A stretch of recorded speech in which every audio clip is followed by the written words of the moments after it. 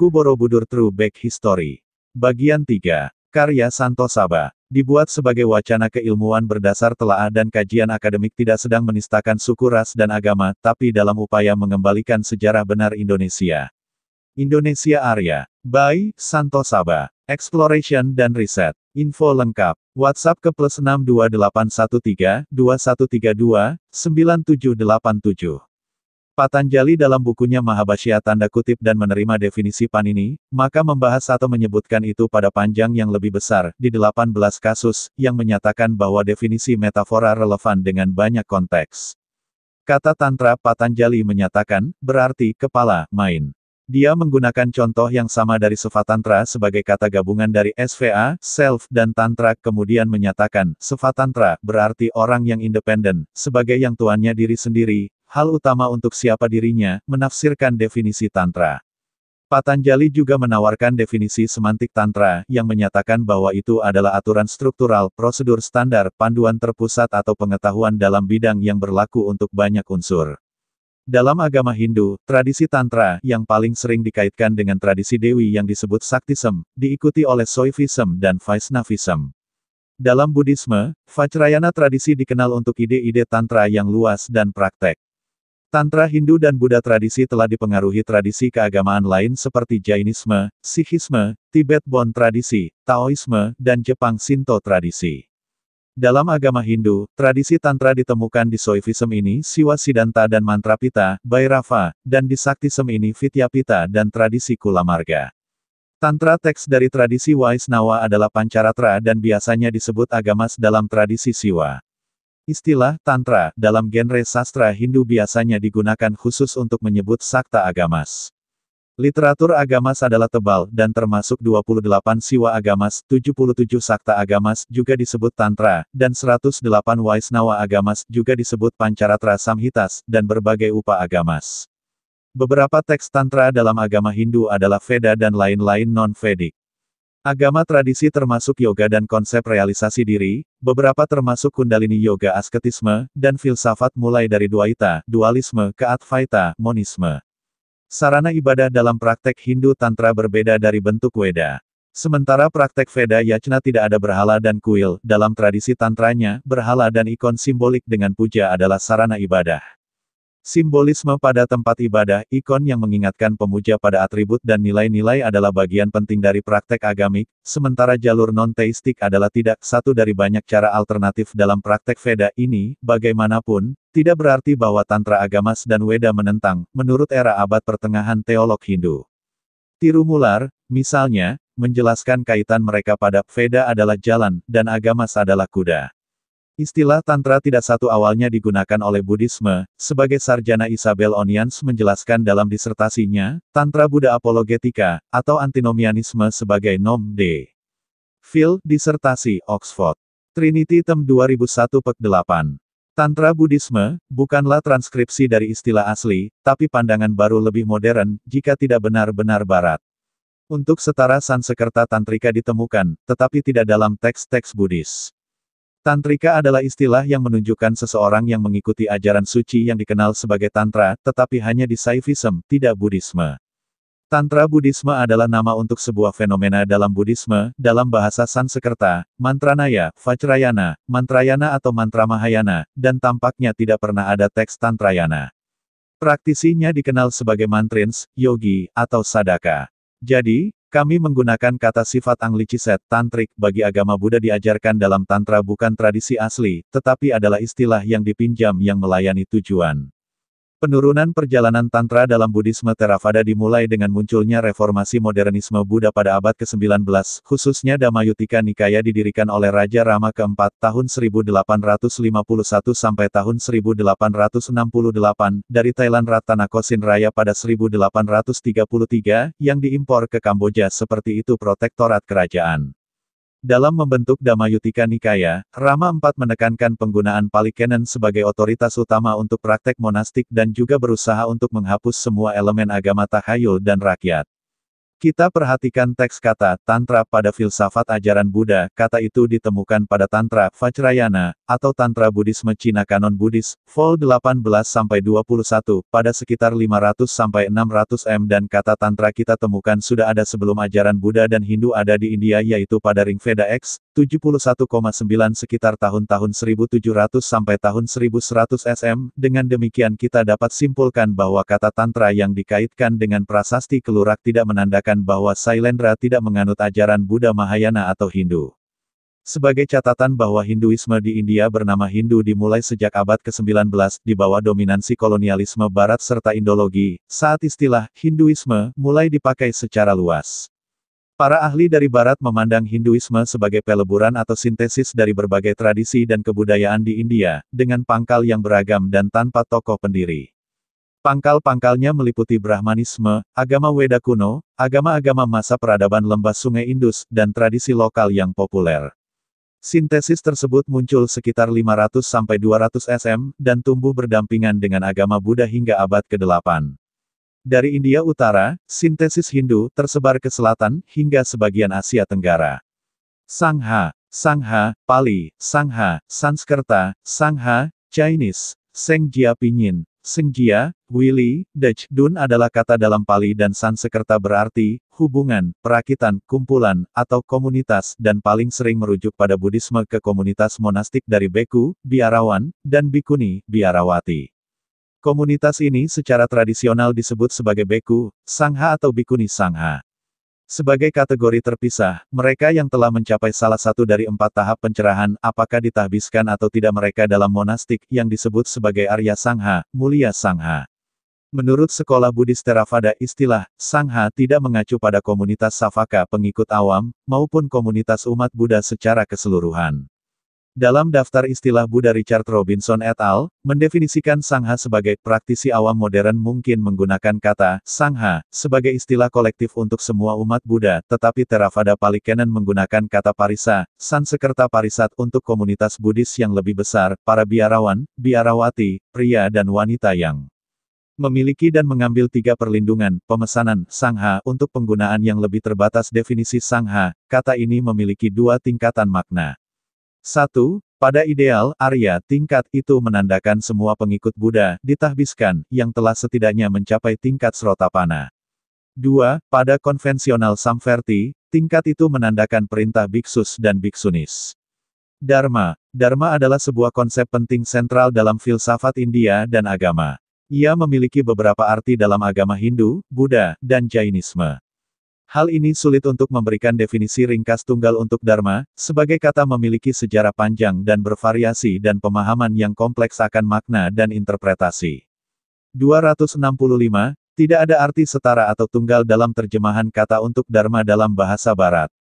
Dharma dalam agama Hindu, merupakan prinsip pengorganisasian yang berlaku untuk manusia dalam kesendirian, dalam berinteraksi dengan manusia dan alam, serta antara benda-benda mati, untuk semua kosmos dan bagian-bagiannya. Hal ini mengacu pada tatanan dan adat istiadat yang membuat hidup dan alam semesta, dan termasuk perilaku, ritual, aturan yang mengatur masyarakat, dan etika. Dharma Hindu meliputi ibadah, hak moral dan tugas masing-masing individu, serta perilaku yang memungkinkan tatanan sosial, perilaku yang tepat, dan orang-orang yang saleh. Dharma dalam ajaran Buddha untuk mempraktekkan Buddhisme untuk Dharma, Dhamma di Pali, terutama sebagai Dharma umumnya berarti ajaran Sang Buddha, umumnya dikenal di seluruh timur sebagai Buddha Dharma. Ini mencakup terutama wacana tentang prinsip-prinsip dasar, seperti 4 kebenaran mulia dan jalan mulia beruas 8, yang bertentangan dengan perumpamaan dan puisi. Dharma tidak hanya mengacu pada perkataan Buddha, tetapi juga pada tradisi pada penafsiran dan penambahannya di berbagai aliran Buddhisme yang telah dikembangkan untuk membantu menjelaskan dan memperluas ajaran Buddha. Kesamaan pandangan adalah, mereka melihat Dharma sebagai mengacu pada kebenaran atau realitas dari cara hal-hal yang sebenarnya, tip. Pandangan umum Buddhisme Dharma adalah salah satu 3 permata Buddhisme di mana praktisi Buddhisme berlindung, atau di mana satu bergantung untuknya kebahagiaan abadi. 3 permata Buddhisme adalah Buddha, yang berarti kesempurnaan pikiran pencerahan, yang Dharma, yang berarti ajaran dan metode Sang Buddha, dan Sangha, yang berarti komunitas biara yang memberikan bimbingan dan dukungan kepada pengikut Buddha. Kata Dharma di Jainisme ditemukan di semua teks utamanya. Ini memiliki makna kontekstual dan mengacu pada sejumlah ide. Dalam arti luas, itu berarti ajaran Jina, jalur tertinggi, tugas sosial keagamaan, dan yang merupakan tertinggi Mangala, suci.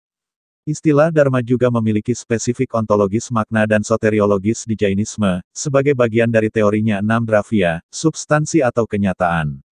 Dalam tradisi Jain, keberadaan terdiri dari jiva, jiwa, atman, dan ajiva, non-jiwa, yang terakhir yang terdiri dari 5 kategori, lembam materi atom non-hidup, putgala, ruang, akasya, waktu, kala, prinsip gerak, dharma, dan prinsip sisanya, adharma. Penggunaan istilah dharma berarti gerak dan untuk merujuk ke subkategori ontologis adalah khas Jainisme, dan tidak ditemukan dalam metafisika Buddhisme dan berbagai sekolah agama Hindu. Dari penjelasan di atas tentang dharma, yaitu kata yang ada pada falsafah di India, hal ini menjelaskan bahwa dharma tidak hanya ada pada ajaran Buddhisme. Jika dharma dikaitkan dengan falsafah Buddha tentang 3 permata Buddhisme adalah Buddha, yang berarti kesempurnaan pikiran pencerahan, yang dharma, yang berarti ajaran dan metode Sang Buddha, dan Sangha, yang berarti komunitas biara yang memberikan bimbingan dan dukungan kepada pengikut Buddha. Pada penjelasan yang beredar selama ini untuk prasasti Kelurak tercantum, prasasti menyebutkan tentang pembangunan gedung Buddha suci untuk rumah Manjusri patung yang berisi kebijaksanaan Buddha, Dharma, dan Sangha Trinitas sama seperti Brahma, Wisnu dan Maheshvara. Pembangunan bangunan suci ini diperintahkan oleh Raja Indra. Penggunaan kata Trinitas pada kutipan di atas adalah kurang tepat apalagi jika diidentikan dengan kata Trinitas sama seperti Brahma, Wisnu dan Maheshvara. Karena pengertian 3 permata Buddhisme adalah Buddha, Dharma, Sangha adalah tidak merujuk atau mempunyai pengertian Trinitas dalam pemahaman Buddhis. 3 kata tersebut adalah seperti yang dijelaskan di atas yaitu, Dharma adalah praktika sedang Sangha adalah komunitas. Maheshvara, Maheswari adalah Dewa Mahes, Siwa, juga dikenal sebagai Maheswar. Maheswari juga dikenal dengan nama Raudri, Rudrani, Sankari, Siva dan Mahesi, berasal dari beberapa nama Siwa Rudra, Siv, Sankar dan Mahes. Maheswari digambarkan duduk di nandi, banteng, dan memiliki 2, 4 atau 6 tangan.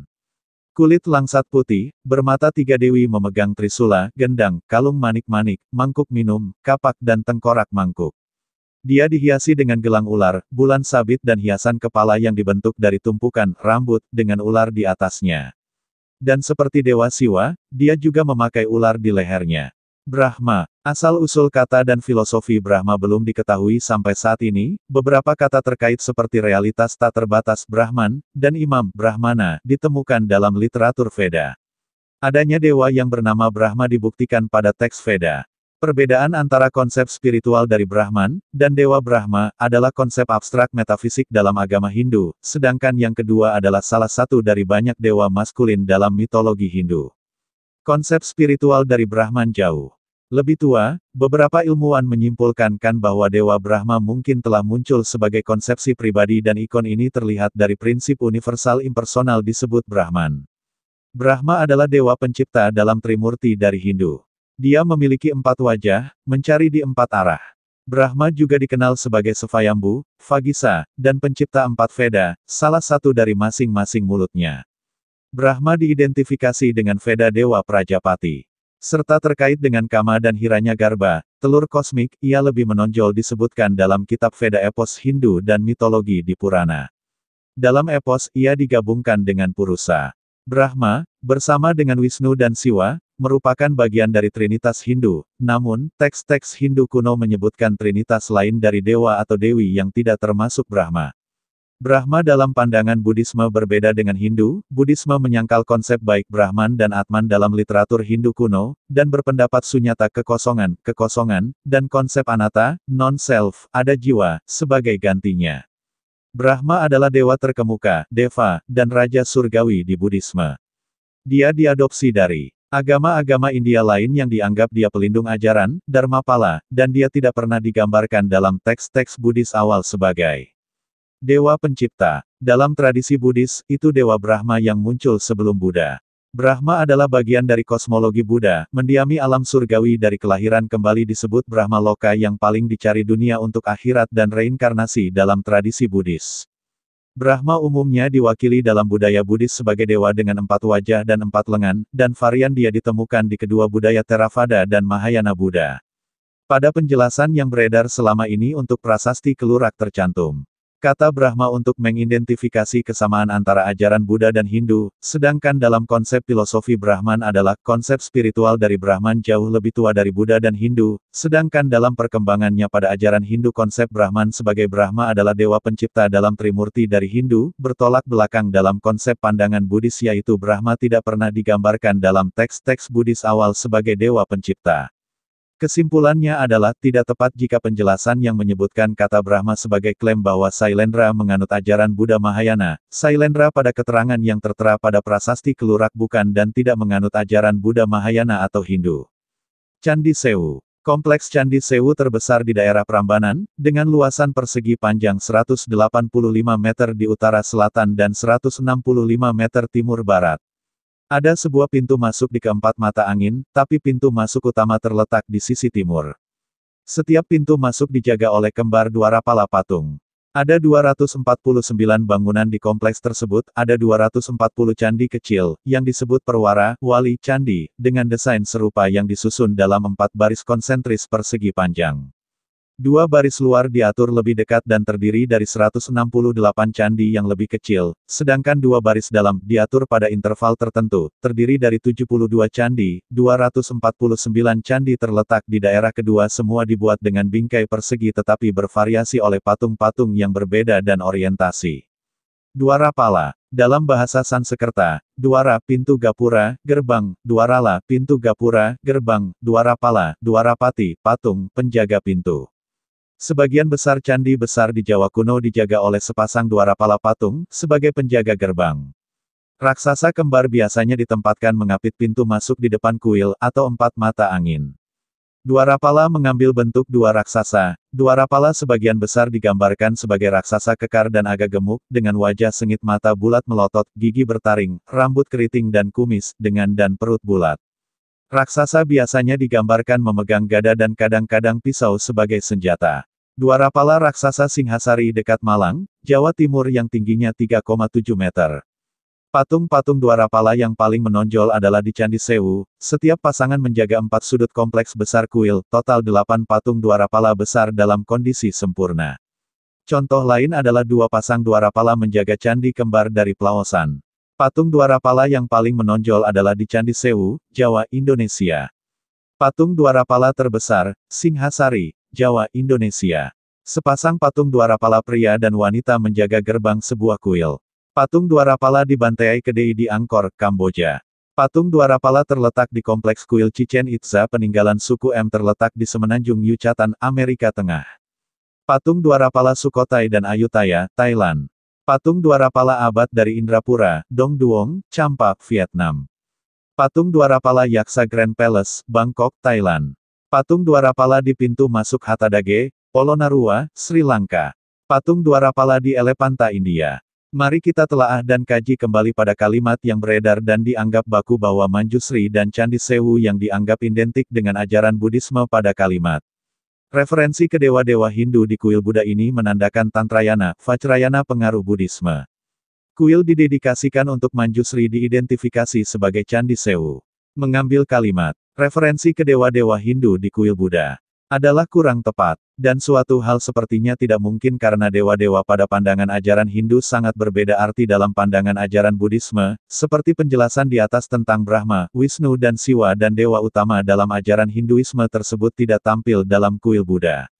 Sedangkan tentang Tantrayana dalam Buddhisme dan Hinduisme juga tampil bahkan pada hampir seluruh filsafat terdahulu di India, begitu juga pada Candi Sewu, bangunan ini jelas menampilkan patung Dwarapala yang dominan dan patung Dwarapala itu juga bahkan tidak pernah tampil atau berada pada tempat ibadah agama Buddha.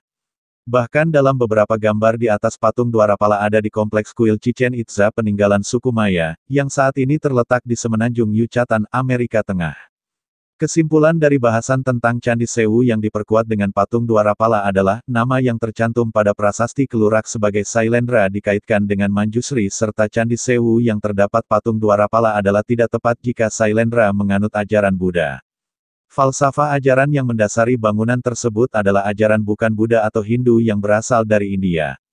Ajaran tersebut adalah ajaran asli Nusantara yang bahkan mendasari falsafah ajaran yang berada di tanah India. Untuk penjelasan ini ada dalam buku yang berbeda yang dibuat oleh penulis buku ini. Mari kita lanjutkan untuk mengetahui penafsiran pada prasasti Kelurak tentang Manjusri. Kita akan mengetahui lebih detail dengan mengamati dan mempelajari kata Manjusri yang ada pada prasasti Manjusri dan Manjusigra. Prasasti Manjusri. Prasasti Manjusri merupakan manuskrip yang dipahatkan pada bagian belakang arca Manjusri, bertarikh 1343, pada awalnya ditempatkan di Candi Jago, sekarang tersimpan di Museum Nasional dengan nomor inventaris D214. Prasasti Manjusri. Keterangan. Prasasti ini dipahat pada arca Matjasri dengan aksara Jawa kuno dan bahasa Sanskerta. Pada awalnya ditemukan di Candi Jago di desa, Kecamatan Tumpang, Kabupaten Malang. Saat ini arca Manjusri ini tersimpan di Museum Etnologi Berlin. Sedangkan duplikatnya tersimpan di Museum Nasional Jakarta dengan nomor inventaris D214. Sumber. The Inscripti op het Manjukri Build Fund 1265 Caka FDK Bos. Alih aksara. Arya Vansadi Rajena. Matjasris Supratistita, Patkasad Visasan Kapde Darmardiai Jinalaye, Racieri Fararajapatni Wijite, H. Tatban saja sudah dicakre Java Mahitale Faragunair Aditya Farmapi Asau, Mantri. Praudataro Jinalaya Pure. Sejarah Nasional Indonesia, Zaman Kuno, Tafsir Sejarah Negara Kertagama Sejarah Indonesia, Satyawati Sulaiman Tikus Prasasti.blogspot.com.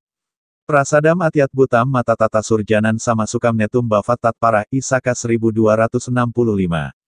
Terjemahan Prasasti Manjusri. Sebuah arca Matjasri ditempatkan di Candi Jinalaya oleh Arya Wangsadiraja. Dalam kerajaan yang dikuasai oleh Raja Patni yang utama Aditya Warman, Tatbaan saja, lahir dari keluarganya, Mantri Praudatara, di bumi Jawa, mendirikan suatu candi di Jinalaya Pura, agar membawa ayah ibu dan nenek moyang ke bahagia yang sempurna, pada tahun 1265 Saka. Ulasan Prasasti Manjusri yang beredar selama ini. Transkripsinya telah dibahas oleh H. Ken dan diterbitkan dalam karya JLA. Brandes, Candi Singasari, 1909. Prasasti ini terdiri dari dua bagian, pertama terdapat di bagian muka di atas arca yang terdiri dari 3 baris tulisan. Bagian kedua dipahat pada bagian belakang arca dengan 7 baris tulisan. Prasasti ini berangka tahun 1265 Saka. Prasasti ini telah dibahas oleh FDK Bos dalam The Inscripti Open Net Manjukri Build Fund 1265 Caka, BKI, 77, 1921, 194, 201. Peneliti lain yang telah membahas prasasti ini antara lain R.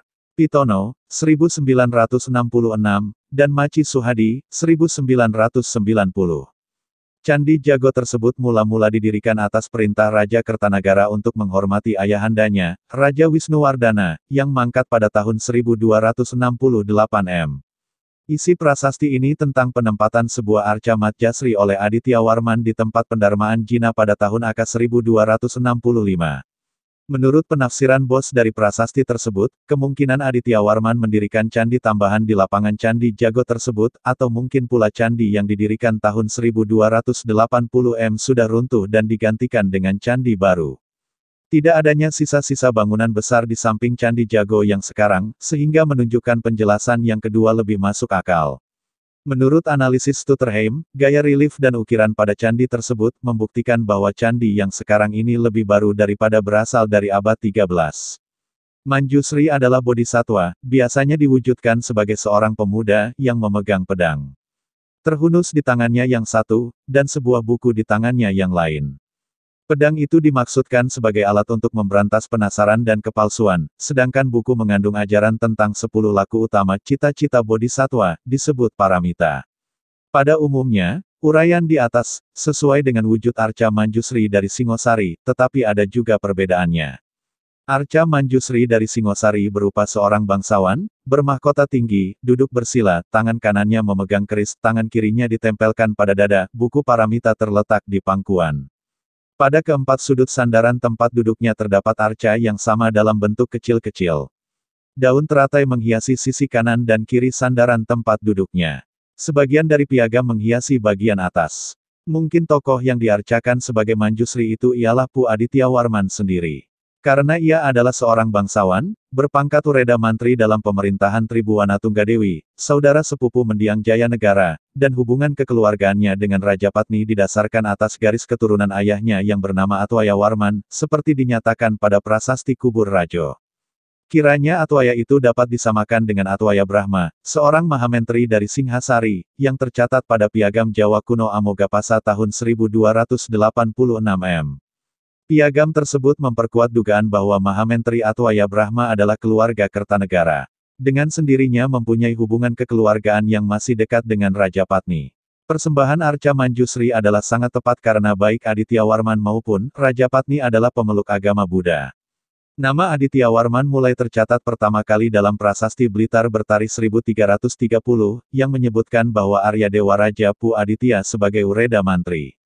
Nama Pu Aditya masih tercatat sebagai Ureda Mantri dalam prasasti Ngelawang, OJO. LXXXIV atau D38, yang berasal dari sekitar tahun 1345 m. Dalam prasasti itu, disebut dalam kelompok para tanda, Rakrian Sang Ureda Mantri Sang Arya Dewa Raja Pu Aditya dan Sang Arya Diraja Pu Narayana. Lalu diikuti penyebutan Sang Pancawilwatikta yang dikepalai oleh Rakrian Patih Majapahit Pu Gajah Mada dan Rakrian Patih Kahuripan.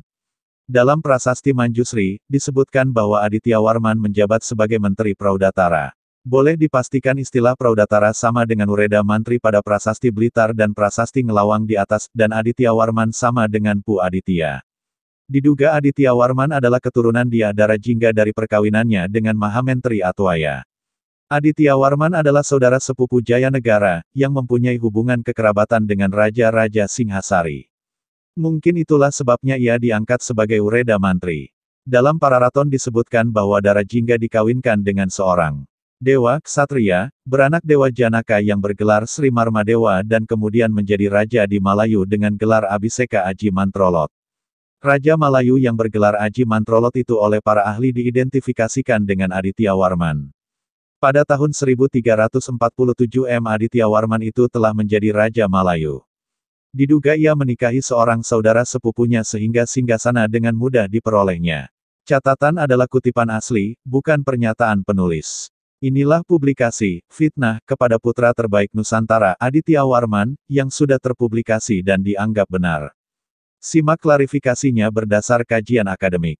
Tertulis di publik demikian. Sebelum Islam marak di tanah Jawa, terdapat beberapa aliran keyakinan seperti pemuja Shiva, Wisnu, Hindu, Sogata, Buddha, dan Kapitayan. Seiring waktu, muncul sinkretisme keyakinan-keyakinan, salah satunya sebuah sekte sempalan dari sinkretisme Shiva dan Mahayana.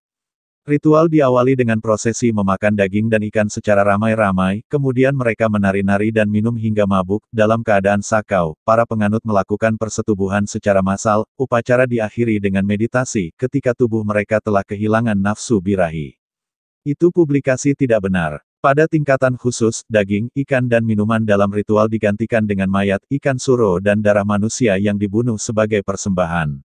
Itu publikasi tidak benar. Salah satu tokoh legendaris yang menjadi penganut adalah Aditya Warman Uparaja Majapahit yang berkuasa di wilayah Swarnadipa, dinobatkan menjadi pemimpin Pagaruyung, Minangkabau, setelah berhasil menyelesaikan tugas ekspansi Majapahit ke Bali bersama Gajah Mada.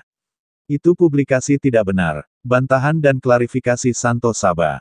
Meminum darah dan daging manusia.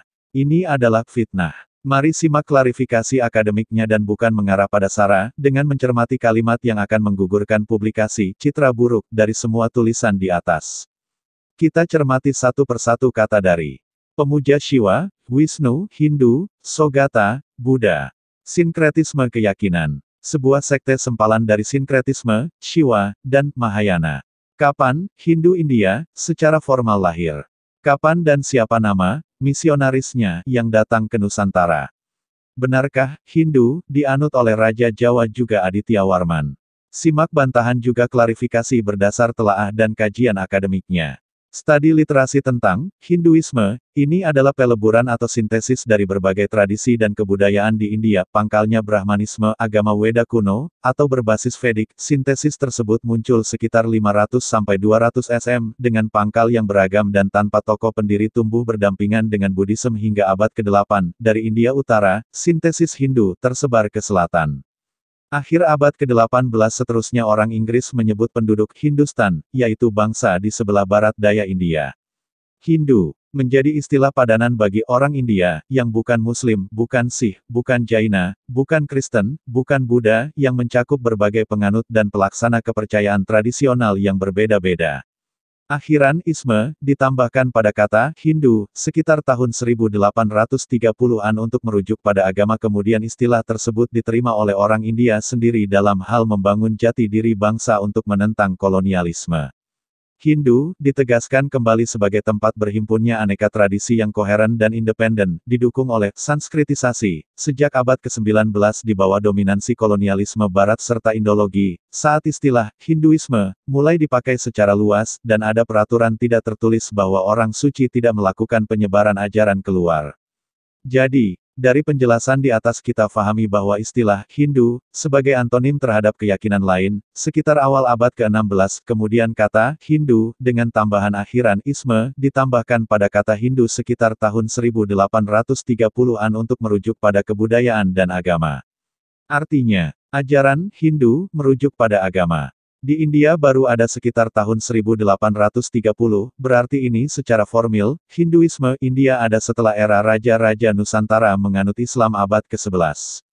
Sejarawan Eski Fatimi menyebutkan bahwa pada tahun 100 Hijriah, 718 M, Maharaja Sriwijaya, adalah Sri Indrawarman mengirimkan sepucuk surat kepada Khalifah Umar bin Abdul Aziz dari Kekhalifahan Umayyah. Sri Indrawarman leluhur Aditya Warman yang tinggal di Sumatera telah lebih dulu mengetahui dan mengenal Islam, yaitu tahun 718 M. Bagaimana Aditya Warman, disebut pemuja Shiva, Wisnu, Hindu. Sedang Hindu, secara formal merujuk pada agama, baru sekitar tahun 1830-an. Agama di Bali pada awalnya bernama Agama Tirta kemudian menjadi Hindu Bali, nama ini baru ditempel tahun 1950. Jelas ajaran Bali bukan dari India, karena Bali menyebut Tuhan Ida Hyang Widiwasa bukan Krishna. Klarifikasi selanjutnya pada Mahayana. Mahayana. Bagaimana sejarah dan penyebarannya? Kapan dan siapa misionaris Mahayana India yang ke Nusantara? Buddhism, dengan tokohnya Siddhartha Gautama 563-483 SM, setelah konsili Buddhis ketiga, berbagai aliran Buddhisme mulai muncul, Buddhisme Mahayana dan Theravada. Istilah Mahayana mulai muncul pada abad pertama M di India Utara, perkembangannya sampai pada abad 5 M kemudian didominasi oleh Vajrayana hingga abad 8 di India. Bagaimana dengan Nusantara? Perhatikan baik-baik, karena penjelasan ini berbeda dengan yang beredar terpublikasi saat ini.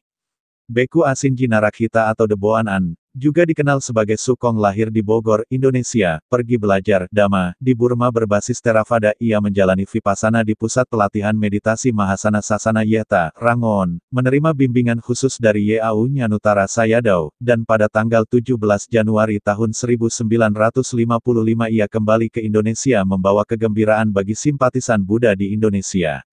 Dia melihat sejarah dirinya yang telah diajarkan di bawah bimbingan guru-guru dari sekolah Mahayana dan Theravada. Agama Buddha tidak boleh dibagi menjadi sekte yang berbeda. Penggalian yang paling penting oleh para sarjana Buddhis Indonesia pada saat itu, adalah konsep ketuhanan, dalam agama Buddha yang diadopsi dari berbagai penelitian teks-teks kuno dalam buku, Sang Hyang Kamahayanikan, ajaran leluhur bangsa Indonesia yaitu konsep Hyang Widi Tunggal, dan atas dasar inilah negara memasukkan Buddhism, menjadi salah satu agama resmi negara. Artinya, istilah Mahayana di Indonesia itu baru terpublikasi ada setelah 1955 ketika Asinji Narakhita kembali ke Indonesia dan saat negara mengizinkan upacara Waisak nasional di Borobudur tanggal 22 Mei tahun 1953. Kapan dan siapa misionaris Mahayana yang pernah ke Nusantara? Fakta di Nusantara pada abad 4M sampai dengan 7M, peziarah Tiongkok yang datang ke Nusantara adalah untuk belajar dan mencatat. Bukan membawa ajaran dari negerinya lalu disebarkan ke Nusantara. Berdasar buku catatan perjalanan pelajar Tiongkok yang diterjemahkan dan diberi catatan oleh Korean Recension dari teks bahasa Mandarin oleh James Lege, peziarah Tiongkok yang datang ke Nusantara untuk belajar adalah Sung Yun 1142-138 SM. Fa Huan 337-422 M. Sung Yun 2, 518-521 M. Hien, Sang 602-664 m. Huining 664-667 m. Ising 671-695 m. Fahuan 337-422 m. Dalam perjalanan ke Javad Vipa, Fahuan melihat dan mencatat bangunan dengan patung di dalamnya di samping pohon besar. Ini adalah situs Mendut. Pada tahun 399-414 m. Fahuan dalam perjalanan di Sefarnat Vipa melihat dan mencatat mengikuti Sungai Ponai, adalah Sungai Panai, Kampar, di tempat di mana para pelajar melakukan gerakan, berjalan berputar, mengelilingi Tope, stupa juga 4 guru duduk di 4 sudut, di tempat ini, menara, telah didirikan, Pradaksina, Prasawiya, tawaf ritual Dharmik di Muara Takus. Sung Yun 518-521 m belajar dan mencatat adanya kekuasaan yang disebutnya, Saka Kesatrapas, dari identifikasi koin diduga telah ada sekitar tahun 225 m dengan gambar, Tope, adalah di stupa Muara Takus yang dilalui Equinox, bukan Sri Lanka. Pada tahun 602-664 m, Hien Sang, belajar dan mencatat apa yang dilihatnya di Sefarnat Vipa, ada stupa yang dibangun oleh raja, sekitar 200 kaki tingginya, di dekat ini ada tanda di mana Tathagata berjalan ke sana kemari. Huining 664 m 667 m melakukan perjalanannya selama 3 tahun di Pulau Jawa belajar dan menerjemahkan sebuah sutra pemahaman kehidupan setelah kematian, di Nusantara ini bernama, Sefarga, bukan Nirvana. Penterjemahan dibantu seorang pakar Jawa yang bernama Jenana Badra. Ising atau Yijing, tahun 671-695 m datang ke Nusantara 3 kali berangkat dari Guangzhou berlayar 20 hari, tinggal selama 10 tahun di Sriwijaya 685-695 m. Ia tinggal selama 6 bulan di Sriwijaya 2 bulan di Malayu untuk belajar ilmu, Sabdavitya, atau tata bahasa Sanskerta, Pancavitya, pengobatan, logika, seni, kerajinan dan ilmu mengelola batin. Atisa di Pamkara Rijnana, tahun 1013 m. Ia melakukan perjalanan ke Sriwijaya tinggal selama 12 tahun untuk belajar, lalu kembali ke India, meninggal 1054 di Nyetang, Tibet. Atisa di Pamkara Rijnana mempersembahkan banyak permata dan emas, para pengikutnya juga mempersembahkan 1 koin emas untuk masing-masing siswanya. Guru Dharmakirti Sufarnatvipa. Guru Dharmakirti Sufarnatvipa mempersembahkan Buddha Rupang untuk di Pamkara dan ia menetap di Istana Payung Perak di Sufarnatvipa selama 12 tahun. Selama di sini ia tidur di lantai, di ujung kaki tempat tidur gurunya sebagai tanda penghormatan murid kepada guru. Jadi di Nusantara pada abad 4 m sampai dengan 7 m, peziarah Tiongkok datang untuk belajar tentang Dharmik original, ajaran leluhur bangsa Nusantara disebut dengan Dharma, Dhamma. Bukan membawa ajaran dari negerinya lalu disebarkan di Nusantara. Bahwa pra-Islam di Nusantara adalah bukan Hindu atau Buddha, raja dan kerajaannya menganut ajaran, Dharmik original, ajaran leluhur bangsa Nusantara yang disebut dengan Dharma, Dhamma. Ajaran inilah yang di masa awal jauh sebelum 500 SM dipelajari di Sufarnatvipa, tergambar di Borobudur dan tersimpan sempurna di Bali yang mendasari lahirnya 3 ajaran di tanah India. Publikasi, Pemakan Daging Manusia kepada Putra Terbaik Nusantara Aditya Warman, adalah fitnah, harus dihapus dari buku sejarah pendidikan diganti dengan 3 ajaran yang terlahir di tanah India, berawal dan bersumber dari Nusantara. Ini fakta. Sebelum kita membahas Manjusri lebih dalam pada Prasasti Manjusri dan Prasasti Manjusigra, penulis akan mengingatkan pengertian Manjusri pada pandangan Buddha Mahayana yaitu dalam Buddhisme Mahayana, para ahli telah mengidentifikasi Manjusri sebagai bodhisattva tertua dan paling signifikan dalam literatur Mahayana.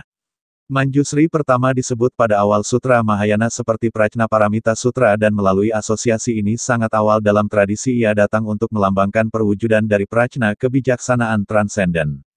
Vajrayana Buddhisme, dalam Buddhisme Vajrayana, Manjusri adalah dewa pada aplikasi ritual meditasi, dan dianggap sebagai Buddha sepenuhnya tercerahkan. Dalam Shingon Buddhisme, dia adalah salah satu dari ketiga Buddha. Dia tokoh di banyak teks esoteris seperti Manjusri Mulakalpa dan Manjusri Namasamgiti, istrinya di beberapa tradisi adalah Saraswati. Manjusri Mulakalpa, yang kemudian diklasifikasikan dalam Kriya Tantra, menyatakan bahwa mantra yang diajarkan dalam Saiva, Garuda dan Vaisnava Tantra tampaknya lebih efektif penggambaran yang diterapkan oleh umat Buddha karena mereka semua awalnya didasarkan oleh pandangan tentang Manjusri.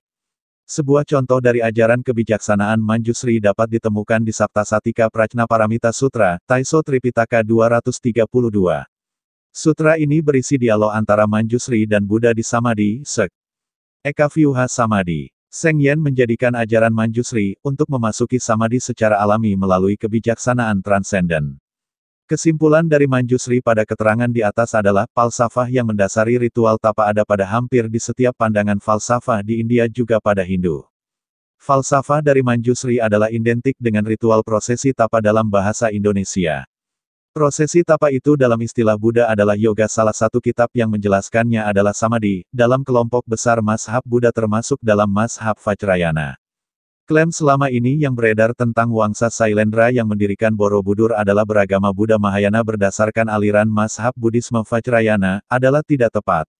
Manjusri pertama disebut pada awal Sutra Mahayana seperti Sutra Prajnaparamita di banyak teks esoteris seperti Manjusri Mulakalpa dan Manjusri Namasamgiti. Manjusri Mulakalpa, yang kemudian diklasifikasikan dalam Kriya Tantra, menyatakan bahwa mantra yang diajarkan dalam Saiva, Garuda dan Tantra Vaisnava.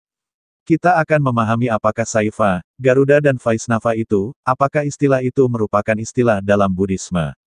Saiva, Soivism atau Saivism, Sansekerta, Saiva Pamta, menyala, jalan Sivas, juga dikenal sebagai Siwaisme, Nepali. Saivam, adalah salah satu cabang utama dari Sanatan Dharma, Hindu, memuja Siwa sebagai yang tertinggi.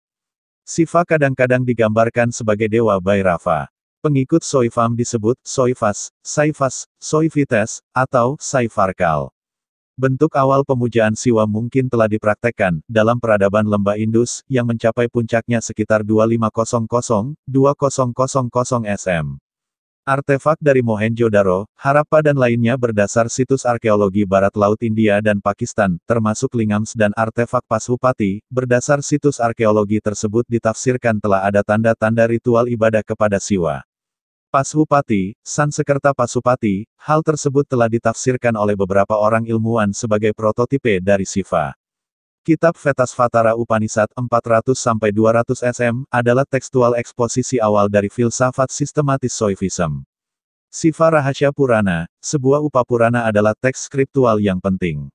Menurut Gavin Banjir, pembentukan tradisi Saiva mulai terjadi selama periode dari 200 SM sampai 100 Masehi. Kenaikan Siva untuk posisi utama di jajaran filsafat di India ini diidentifikasikan dengan penamaan sejumlah dewa dalam kitab Veda, termasuk Purusa, Rudra, Agni, Indra, Prajapati, Vayu, dan lain-lain. Jadi kesimpulan yang didapat tentang kata Manjusri yang selama ini diklaim adalah hanya sebagai ajaran Buddhisme dapat terbantahkan dengan kita telah telusuri dari kitab Kriya Tantra, Manjusri Mulakalpa.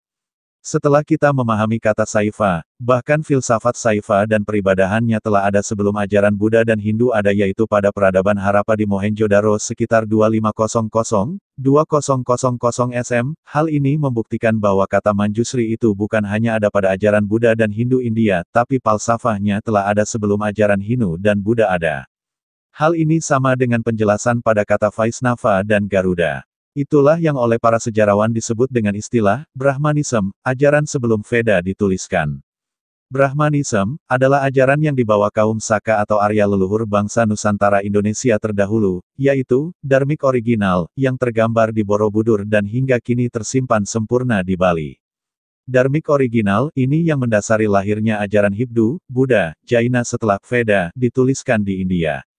Vaisnava, awal mula munculnya Vaisnavism sampai saat ini belum diketahui dengan jelas, diakibatkan kurangnya bukti pendukung yang dianggap pasti dan langkanya sumber sejarah. Menurut Dalal, asal-usul mungkin ada dalam Veda Dewa Baga, yang memunculkan Bhagavatism. Menurut Presiado Solis, dalam kitab Veda, Dewa Nara dan Narayana adalah bentuk salah satu akar Veda Vaisnavism. Menurut Dandekar, Vaisnavism mungkin muncul dari penggabungan beberapa tradisi teistik kuno, di mana berbagai dewa diintegrasikan sebagai avatar yang berbeda dari dewa yang sama. Dalam teori Dandekar, Vaisnavism muncul pada akhir periode Veda, erat sebelum urbanisasi kedua dari India Utara, dalam 7 SM abad keempat. Basudewa dan Krishna, pahlawan suku didewakan dan pemimpin agama dari Yadavas, menjadi terkenal, digabung menjadi Bhagawan Vasudeva karena hubungan erat antara Vrsnis dan Yadavas.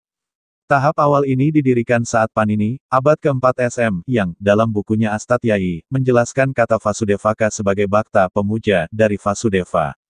Hal ini diikuti dalam penggabungan dengan kultus Gopala karena komunitas gembala sapi dari Abiras di abad ke-4.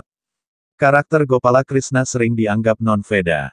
Menurut Dandekar, penggabungan atau seperti konsolidasi posisi Krishnaisme antara gerakan Sramana heterodoks dan agama Veda ortodoks. Dandekar menyatakan kemudian, Krishnaism, bergabung dengan Rigvedic Wisnu. Sinkretisme berbagai tradisi dan Vedisme menjadikan Vaishnavism. Pada tahap ini bahwa Wisnu dari Rigveda itu berasimilasi ke non-Vedic Krishnaisme dan menjadi setara dengan Dewa Agung.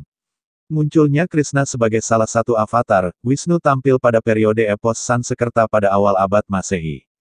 Bhagavad Gita dimasukkan ke dalam Mahabharata sebagai teks utama untuk Krishnaisme. Akhirnya juga termasuk kultus Narayana, yang selanjutnya Vaishnavism menjadi Brahmanism.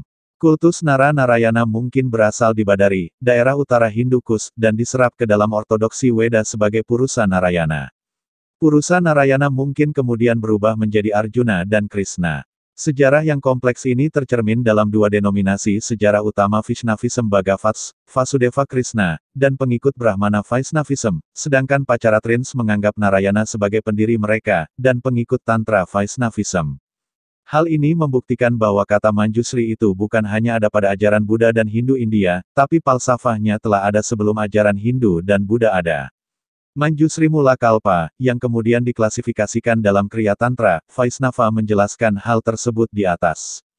Garuda Purana adalah salah satu dari 18 Mahapurana genre teks dalam agama Hindu, ini adalah bagian dari literatur Vaishnavism, terutama berpusat di sekitar Hindu dan Dewa Wisnu yang memuji semua dewa.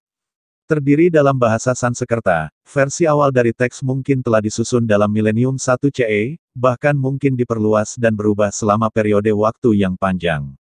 Garuda Purana di beberapa teksnya dikenal dalam berbagai versi, yang berisi antara 8.000 hingga 19.000 ayat dalam kumpulannya berkaitan dengan koleksi yang sangat banyak dan beragam topik. Yaitu teks yang berisi kosmologi, mitologi, hubungan antara dewa, etika, baik versus jahat, berbagai filsafat Hindu, teori yoga, teori surga dan neraka, dengan karma dan kelahiran kembali, ritual leluhur dan soteriologi. Sungai dan geografi, jenis mineral dan batu, metode pengujian untuk kualitas permata, daftar tanaman dan rempah-rempah, dasar pengobatan berbagai penyakit dan gejalanya, berbagai obat-obatan afrodisiaks, alat kontrasepsi, kalender Hindu, astronomi, bulan, planet, astrologi, arsitektur, bangunan rumah, fitur penting dari bangunan Hindu, ritus peralihan amal dan pengambilan hadiah, ekonomi, hemat, tugas seorang raja, politik, pejabat negara dan peran mereka dan bagaimana janji mereka, genre literatur, aturan tata bahasa, dan topik lainnya. Bab-bab akhir membahas bagaimana untuk berlatih yoga, Samkhya dan jenis Advaita, pengembangan pribadi dan manfaat dari pengetahuan diri. Padma Purana mengkategorikan sebagai Garuda Purana, Bhagavata Purana dan Vishnu Purana, dan juga sebagai Sattva Purana, Purana yang mewakili kebaikan dan kemurnian. Teks, seperti semua Mahapuranas, dikaitkan dengan bijak dalam Veda Vyasa termasuk dalam tradisi Hindu. Kapan dan siapa penulis teks ini tidak diketahui. Pinteman memperkirakan bahwa teks itu ada pada milenium 1 dari era umum, tapi itu mungkin disusun dan berubah selama periode waktu yang panjang. Git dan lainnya menempatkan versi pertama dari teks, hanya antara abad ke-4 Masehi, dan abad ke-11. Leadbeater menyatakan bahwa teks kemungkinan dari sekitar 900 CE, mengingat bahwa itu termasuk bab pada yoga dan tantra praktika tekniknya yang mungkin dikembangkan kemudian. Beberapa sejarawan lain menyimpulkan bahwa inti awal teks mungkin dari abad pertama Masehi, dan bab tambahan yang ditambahkan setelah melalui abad ke-6 atau setelahnya. Versi Garuda Purana yang bertahan ke era modern, Dalal menyatakan kemungkinan 800-1000 CE dengan bagian ditambahkan dalam 2 milenium. Pinteman menunjukkan 850-1000 CE. Chaudhuri dan Banerjee, serta Hazra berpandangan lain, teks itu tidak bisa ada dari sebelumnya abad 10 atau abad ke-11 Masehi. Tentang sejarah teks ada di banyak versi, dengan berbagai jumlah bab dan konten sangat berbeda. Beberapa naskah Garuda Purana telah dikenal dengan judul Sauparna Purana, disebutkan dalam Bhagavata Purana bagian pukul 12.13, Tarksha Purana ilmuwan Persia Al-Biruni yang mengunjungi India menyebutkan nama ini, dan Vainateya Purana, disebutkan dalam Vayu Purana bagian 242 dan 148. Di abad ke-19-an dan abad ke-20-an, teks yang disebut Garuda Purana Sarodara diterbitkan, kemudian diterjemahkan oleh Ernest Wood dan S.V. Subrahmanyam. Ludo Rocher dalam hal ini, menyatakan kebingungan besar karena keliru pada tafsiran tentang Garuda Purana. Kemungkinan ini adalah sebuah kesalahan identifikasi pertama kali ditemukan oleh Albrecht Weber. Garuda Purana Sarodara sebenarnya adalah asli Bhasha karya Naunidi Rama, yang mengutip bagian dari versi sekarang tidak ada Garuda Purana serta teks-teks India lainnya. Terjemahan awal satu versi Garuda Purana oleh Manmata Natdut, diterbitkan pada abad ke-20 awal. Kita akan kaji pada penulisan ulasan prasasti Manjusri yang beredar selama ini pada kata atau kalimat yang bertanda merah. Untuk lebih mengetahui Manjusri yang kata itu ada tertera pada Arca Matjasri awalnya ditemukan di Candi Jagokyata akan lebih dalam mengetahui tentang tempatnya yaitu. Dari penjelasan di atas kita dapati pengertian pada kata Garuda, yang pada beberapa kitab ditemukan pada ajaran filosofi yang menjadi dasar ajaran Hindu di India. Mengenai asal-usul ajaran yang terekam dalam kata Garuda belum ditemukan siapa dan kapan penulisnya atau yang memprakarsainya. Hal ini menjelaskan kepada kita bahwa kata Garuda serta hal yang mendasari filosofinya yang menjadi dasar dari Vaisnava dalam ajaran Hindu adalah filosofi yang telah lebih dahulu ada daripada ajaran Hindu dan Buddha di India. Berarti falsafah Garuda yang disebutkan pada kalimat di atas tentang penjelasan kata Manjusri pada prasasti Manjusri yang dikaitkan dengan Wangsa Sailendra adalah Manjusri dalam ajaran Buddha dan Hindu boleh dikatakan ada bahkan mirip, tapi bukan berarti Manjusri yang ada pada prasasti sebagai representasi dari ajaran Buddha atau Hindu.